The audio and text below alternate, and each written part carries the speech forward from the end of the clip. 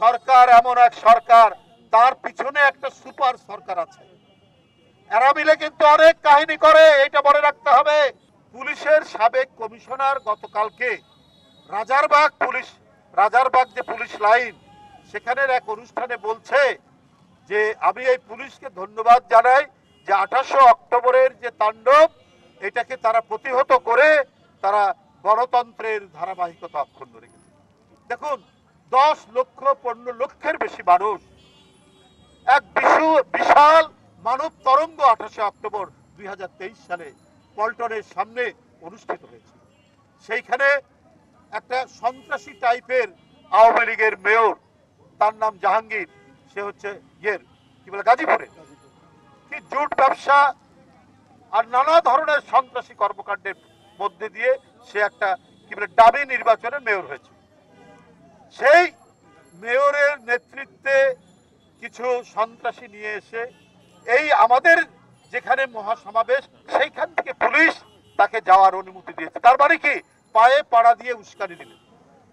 এরপরে একটা ছুতো পেয়ে পুলিশ এত বড় একটি শান্তিপূর্ণ সমাবেশ, সেটিকে আপনার বন্ধ করলেন। আপনার সেখানে একজন সাংবাদিক সহ যুবদলের নেতা শামীমকে সেখানে হত্যা করা হলো।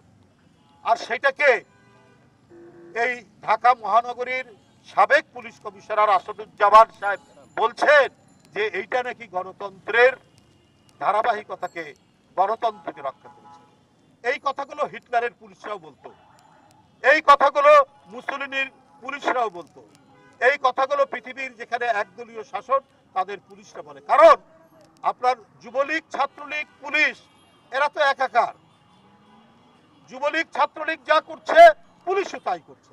শেখ হাসিনা এইভাবে তিনি গড়ে তুলেছেন এই পুলিশ বাহিনী, গড়ে তুলেছেন বলেই তারা এত বড় একটি জনসমাবেশ, যে জনসমাবেশের কথা সংবিধান নিশ্চিত করেছে, সেইখানে তারা তাণ্ডব চালিয়েছেন, সেইখানে তারা সাউন্ড বোমা নিক্ষেপ করেছেন, সেইখানে তারা শটগান দিয়ে গুলি করেছেন, সেইখানে হত্যাযজ্ঞ চালিয়ে সেইটার কৃতিত্ব দেন আওয়ামী মনা পুলিশ কমিশনার আসাদুজ্জামান।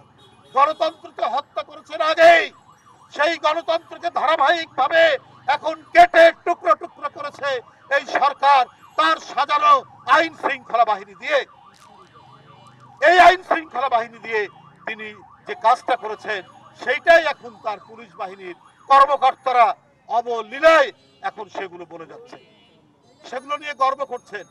আমি আসাদুজ্জামান সাহেবকে বলবো, আপনারা একটু সত্যের পথে আসুন, মিথ্যার বিরুদ্ধে দাঁড়ান।